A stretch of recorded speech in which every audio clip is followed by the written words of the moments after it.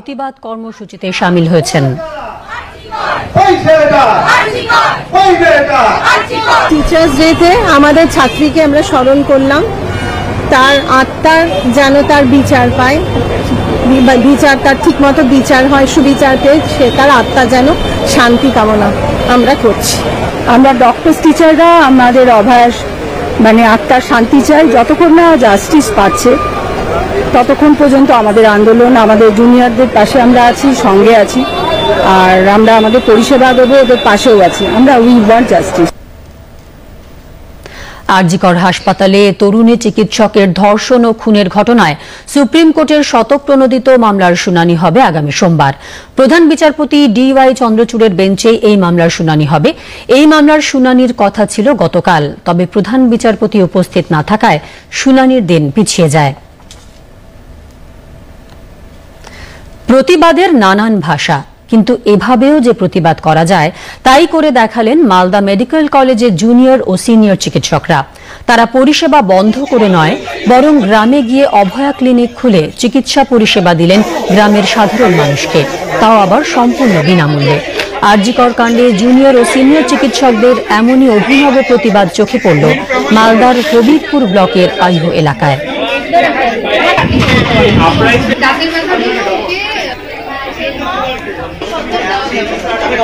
আজকে আমাদের অভয়াদির উদ্দেশ্যে তাকে স্মরণ করে আমরা এই অভয়া ক্লিনিক করছি, মানুষের কাছে কাছে পৌঁছে যাওয়ার জন্য। কারণ আমরা তো হাসপাতালে কর্মবিরতি রেখেছি, কিন্তু মানুষের তো দরকার হচ্ছে না আমাদের। আমরা তো আর সবাই সন্দীপ ঘোষ নই না, আমরা তো মানুষের জন্য তো আমাদেরকে আসতেই হবে মানুষের কাছে। সব ডাক্তার কিন্তু সন্দীপ ঘোষ নয়, এটাও এই যে বার্তাটা, এই বার্তাটাও কিন্তু সাধারণ মানুষের জানা খুব উচিত। তাই আমরা মালদা মেডিকেল কলেজের পক্ষ থেকে, Malda medical college resident doctor অ্যাসোসিয়েশনের পক্ষ থেকে, এবং যেটা এই উদ্যোক্তা মেন যে যৌথ উদ্যোগ আমাদের West Bengal junior doctor forum, এই যৌথ উদ্যোগে আমরা এই অভয়া ক্লিনিক মানুষের বাড়িতে বাড়িতে, মানুষের পাশে পাশে পৌঁছে যাচ্ছি। প্রত্যেকটা সাধারণ মানুষ, প্রত্যেক স্তরের মানুষ এই আন্দোলনে কিন্তু আমাদের সাথে পায়ে পা মিলিয়ে এই আন্দোলনকে চালিয়ে যাচ্ছেন। তো জনসাধারণ যেরকম আমাদেরকে এই পুরো আন্দোলনটার জন্য সাহস জুগিয়েছে এবং আমাদের পাশে এসে দাঁড়িয়েছেন, সেজন্য আমাদেরও একটা নৈতিক কর্তব্য যে জনসাধারণের জন্য যাতে আমরা সমস্ত পরিষেবা যতটা সম্ভব ভালোভাবে আমরা সেই পরিষেবাটা দিতে পারি। সেই জন্যই কলকাতা সহ বিভিন্ন জেলায় এই অভয়া ক্লিনিক বিনামূল্যে হেলথ ক্যাম্প চালু করা হয়েছে, যাতে আমরা মানুষকে আরও এই পরিষেবা দিতে পারি, মানুষের পাশে দাঁড়াতে পারি, এবং আমরা এবং জনসাধারণ সবাই মিলে, চিকিৎসক এবং জনসাধারণ সবাই মিলে এই আন্দোলনকে এগিয়ে নিয়ে যেতে পারি। বর্ধমান মেডিকেল লাগাতার আন্দোলন চালিয়ে যাচ্ছেন। প্রতিবাদ আন্দোলনের পাশাপাশি নির্যাতিতার নামে গতকাল থেকে অভয়া ক্লিনিক খুলে বিনামূল্যে সাধারণ মানুষকে পরিষেবা প্রদান করছেন হাসপাতালে জুনিয়র চিকিৎসকরা। প্রতিবাদের ভাষা যেন বদলে গেল সেবায়। প্রেসক্রিপশনে লেখা হচ্ছে জাস্টিস ফর আরজিকর। আরজিকর কাণ্ডের প্রতিবাদে হাসপাতালের বহির্বিভাগের কাজ থেকে বিরতি নিয়েছেন জুনিয়র চিকিৎসকরা। তাই সাধারণ মানুষের অসুবিধার কথা মাথায় রেখে আজ সকাল থেকে টাউন হল প্রাঙ্গণে অভয়া ক্লিনিকে চলছে এই পরিষেবা। কান, গলা, অর্থ, মেডিসিন, শিশু, স্ত্রীরোগ, চর্মসহ বিভিন্ন বিভাগের রোগী দেখছেন তারা। মেডিকেল কলেজ হাসপাতালের চিকিৎসক কল্যাণ সরকার জানান, চিকিৎসার অভাবে মানুষ অসুবিধায় পড়ুন এটা তারা চান না, পাশাপাশি অভয়ার ন্যায় বিচার চান তারা। এমার্জেন্সি চালু পরিষেবা সব চালু রেখেছি, কিন্তু আমরা আউটডোরটা আমরা করছি না, কিন্তু আমাদের পরিবর্তে আমাদের শিক্ষক চিকিৎসকরা তারা আমরা আউটডোরটা চালু রেখেছেন, কিন্তু আমরা এমার্জেন্সিটা আমরা চালু রেখেছি। কিন্তু তা সত্ত্বেও আমরা যাতে সাধারণ মানুষের কোনো অসুবিধা না হয় তার জন্য আমরা একটা অভয়া ক্লিনিক চালু করেছি। এই ক্লিনিকে মেডিসিন বিভাগ, শিশু বিভাগ, নাক কান গলা বিভাগ, চর্ম বিভাগ, তাছাড়া বাকি যে বিভাগগুলো আছে সেই বিভাগগুলো সচল রেখেছি আমরা এই অভয়া ক্লিনিকের মাধ্যমে, যেখানে বিনামূল্যে আমরা কিছু টেস্ট এবং কিছু ওষুধের ব্যবস্থা আমরা করেছি। এটা ডাক্তারবাবুদের আন্দোলনের দরকার আছে, আর আমাদেরও ডাক্তারবাবুদের দরকার আছে, উভয়েরই সবারই সবকিছু দরকার আছে। ভালো লেগেছে, এই উদ্যোগটা খুব ভালো। উত্তর 24 পরগনার কামারহাটের medicine of Sagar Dutta medical college ও হাসপাতালে আন্দোলনরত চিকিৎসকদের উপর হামলার অভিযোগ উঠেছে। ওই হাসপাতালে জুনিয়র চিকিৎসকদের সঙ্গে অধ্যক্ষ পার্থপ্রতিম প্রধানের বৈঠক চলাকালীন হঠাৎই বাইরে থেকে কিছু ছাত্র এসে হামলা ও ভাঙচুর চালায় বলে জানা গেছে। এই হামলার ঘটনায় কয়েকজন জুনিয়র চিকিৎসক আহত হয়েছেন। অধ্যক্ষ এই ঘটনায় পুলিশকে যথাযথ ব্যবস্থা নিতে বলেছেন।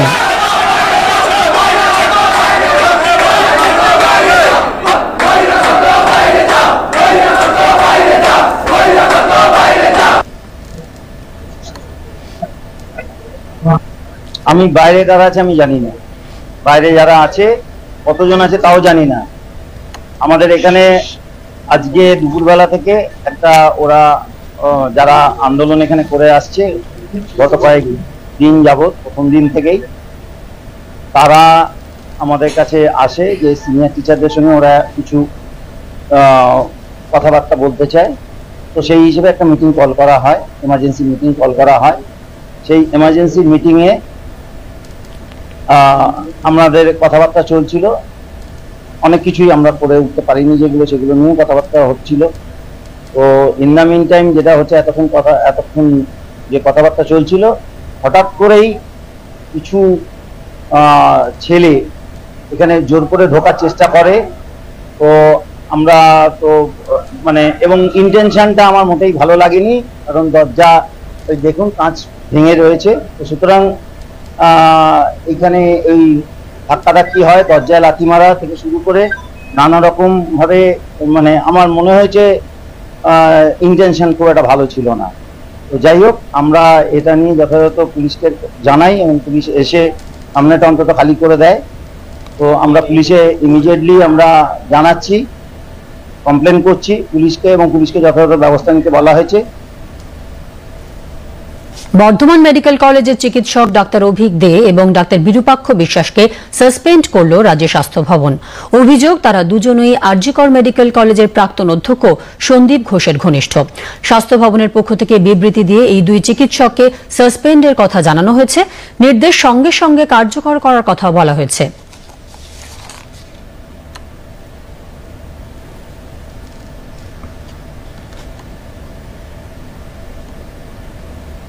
এদিকে গতকাল বিরূপাক্ষ বিশ্বাসের বিরুদ্ধে কাকদ্বীপ মহকুমা হাসপাতালের সামনে অবস্থান বিক্ষোভে সামিল হন নাগরিকরা। হাসপাতালের গেটে বিরূপাক্ষ বিশ্বাসের বিরুদ্ধে পড়ে নানান পোস্টার। তাকে কোনোভাবেই এই হাসপাতালে যোগ দিতে দেওয়া হবে না বলে আন্দোলনকারীরা সাফ জানিয়ে দেন।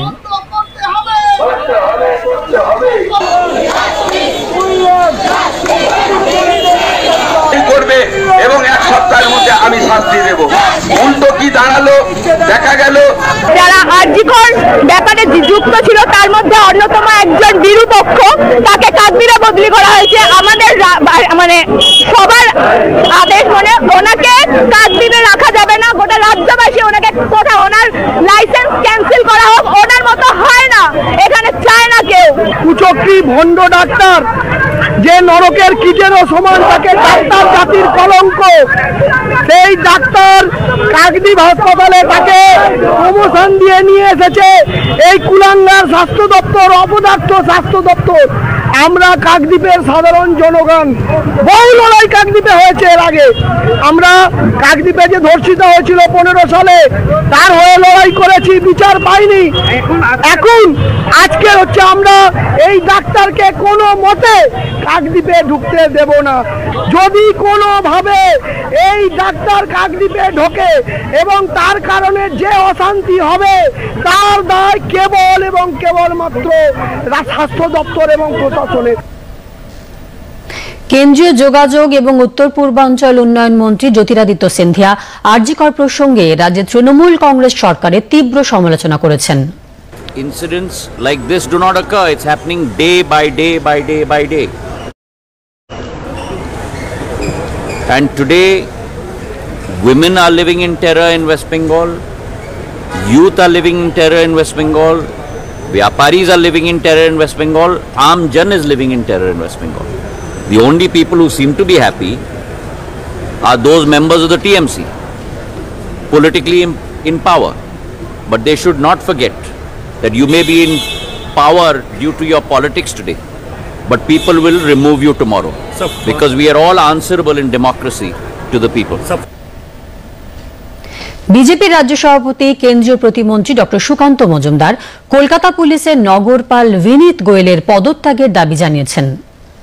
নর্মাল সাইকোলজি বলে, যে নর্মাল মনস্তত্ত্ব বলে, যে মানুষ যখন মিথ্যে কথা বলে তখন সেটাকে বারবার চেঞ্জ করতে হয়। একটা মিথ্যাকে ঢাকার জন্য, একটি মিথ্যাকে ঢাকার জন্য অনেকগুলো মিথ্যে কথা বলতে হয়। সেটাই হচ্ছে বলে আমার মনে হচ্ছে। এবং আমরা চাইছি যে বিনীত গোয়েল তার পদ থেকে তাকে অপসারণ করা হোক। কারণ বিনীত গোয়েলের যে অ্যাটিটিউড অর্থাৎ এই ঘটনাকে সামলানোর জন্য বিনীত গোয়েলের যে ধরনের মানসিকতা আমরা দেখেছি, সেই মানসিকতা সঠিক নয় বলে মনে হয় এবং তার সিপি হওয়ার মতো কোনো যোগ্যতা নেই। আরজিকর কাণ্ডে নির্যাতিতার সুবিচারের দাবিতে এবং রাজ্যে নারী নির্যাতনের প্রতিবাদে বিজেপির ধর্মতলায় চলা ধর্ণা 11 দিন বাড়ানো হল। কলকাতা পুলিশের কাছে দলের পক্ষ থেকে এই ধর্ণা চালানোর আবেদন করলেও তা খারিজ হয়ে যায়। তবে কলকাতা হাইকোর্টের নির্দেশে এই ধর্ণা আগামী 16 সেপ্টেম্বর পর্যন্ত চালানোর জন্য দল অনুমতি পেয়েছে বলে জানিয়েছেন বিজেপি সাংসদ জ্যোতির্ময় সিং মাহাতো। মহামান্য আদালতের অনুমতিতে আমরা প্রথম শ্যামবাজারে 5 দিনের ধর্নায় বসেছিলাম 21 থেকে, আবার 29 আজ আমাদের যে অনুমতি ছিল 5 তারিখ 7 দিনের ছিল। আবার আমরা মহামান্য আদালতের কাছে আবেদন করেছি। প্রথমে পুলিশের কাছে যাই, পুলিশ সেটাকে নাকচ করে দেয়, আদালতের দ্বারস্থ হয়, আবার আদালতের মাধ্যমে আমরা আবার পারমিশন পাই 11 দিনের জন্য। আগামী কাল 16 তারিখ পর্যন্ত কন্টিনিউ আবার আমাদের ধর্ণা চলবে যতক্ষণ না মমতা ব্যানার্জি পদত্যাগ করছে।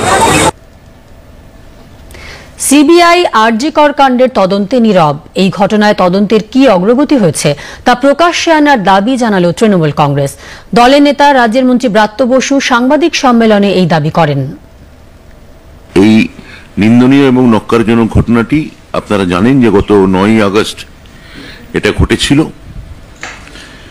এবং গত 13 আগস্ট মহামান্য ন্যায়ালয় কলকাতা হাইকোর্ট মামলাটি সিবিআই এর কাছে হস্তান্তর করে 4 দিনের মধ্যে। তারপর এখন অবধি 23টা দিন পেরিয়ে গেছে। আরজিকরের ডাক্তার এই যে কুৎসিত ঘটনাটি এবং এই হত্যা মামলা এবং এখনো পর্যন্ত কাউকে গ্রেফতার করা হয়নি। সিবিআই কোনো উত্তর দিচ্ছে না, তদন্তের অগ্রগতি বিষয়ে কিছু জানাচ্ছে না। সিবিআই সম্পূর্ণ নীরব।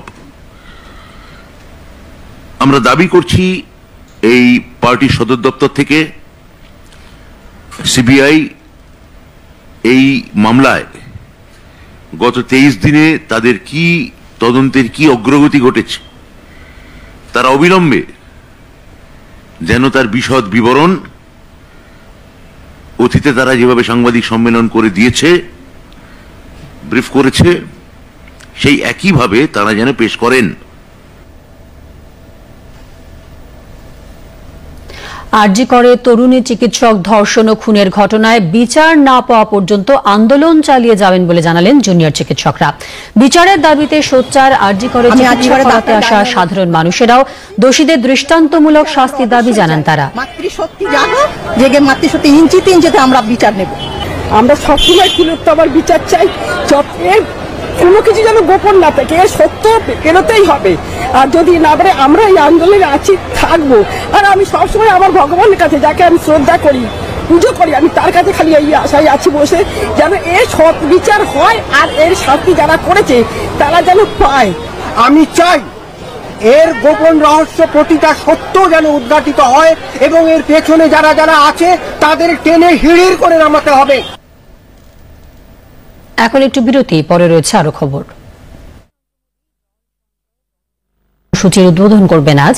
ভিডিও কনফারেন্সিং এর মাধ্যমে গুজরাটের সুরাটে এই কর্মসূচির সূচনা করবেন তিনি। দীর্ঘমেয়াদী জল নিরাপত্তা সুনিশ্চিত করতে জল ব্যবস্থাপনার জন্য প্রধানমন্ত্রীর চিন্তাভাবনার প্রতিফলন এই কর্মসূচি। এর আওতায় গুজরাটে বৃষ্টির সাহায্যে চাষ করার জন্য 24,800-র বেশি পরিকাঠামো তৈরি হচ্ছে।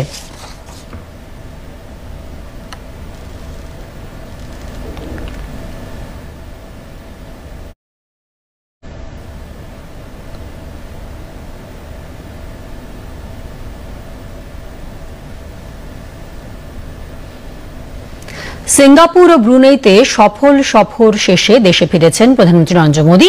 4 ও 5 তারিখে সিঙ্গাপুর সফর করেন তিনি। এই নিয়ে পঞ্চমবার সিঙ্গাপুর সফরে গেলেন তিনি।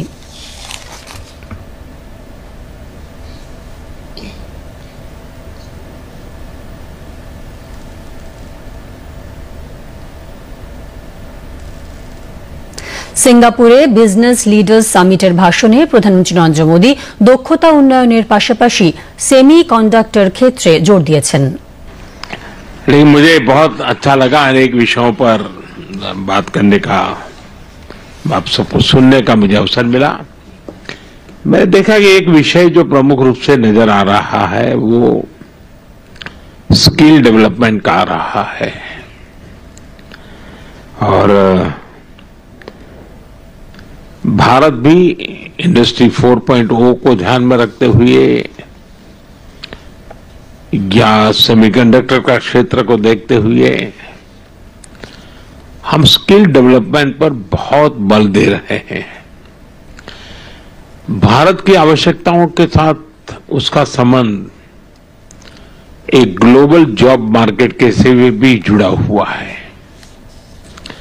अगर आपकी कंपनियां ग्लोबली क्या चल रहा है उसका एक अगर सर्वे करें, ग्लोबल डिमांड क्या है उसका अगर एक एनालिसिस करें और उसके अनुसार भारत में स्किल डेवलपमेंट के लिए आए तो ग्लोबल जॉब मार्केट को बड़ी आसानी से एड्रेस कर सकते हैं।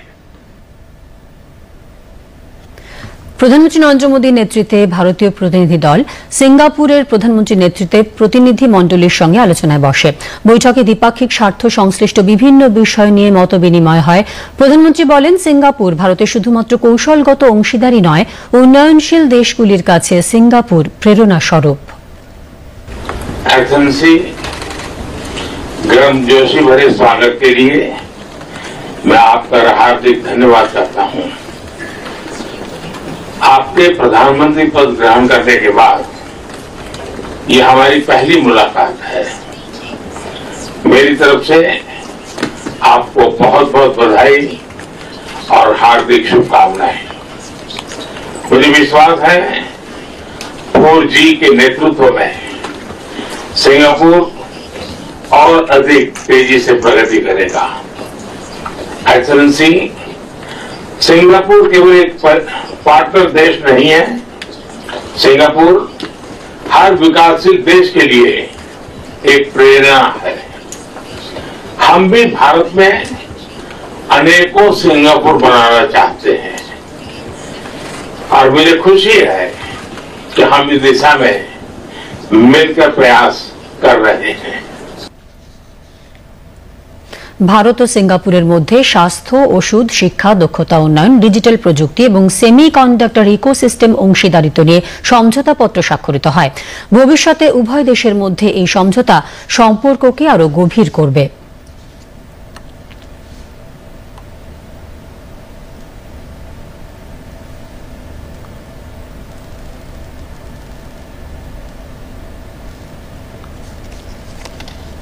প্রধানমন্ত্রী নরেন্দ্র মোদী সিঙ্গাপুরের সেমি কন্ডাক্টর AEM ক্ষেত্রগুলি পরিদর্শন করেন। সেখানে কর্মরত প্রবাসী ভারতীয়দের সঙ্গে প্রধানমন্ত্রী মতবিনিময় করেছেন।